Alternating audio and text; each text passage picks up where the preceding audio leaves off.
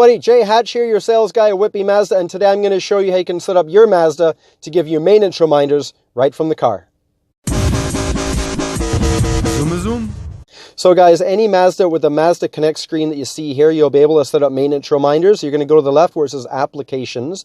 Then you're going to scroll down to Vehicle Status Monitor. And then you're going to choose the maintenance screen here. And from here, you can schedule different services by clicking on Setting. And now I can set a service in here that's due in 4 months. I can change it to 5 months, 6 months. I can go all the way up to 36 months. So you can set something for 3 years from now.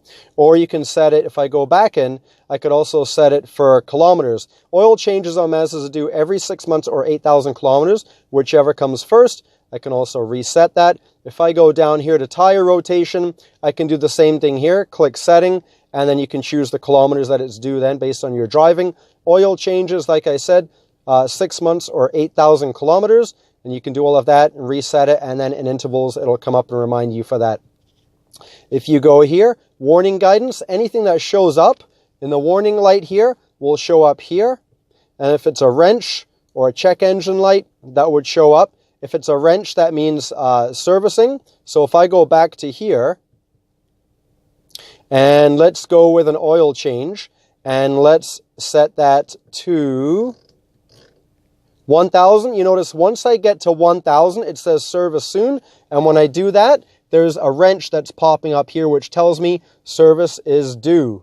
Now, when I go back here, actually, let me just go back to the home screen. And I go over to Applications. Why is there a wrench light showing up on my dash? Vehicle Status Monitor. It's got an alert. Let's click on that.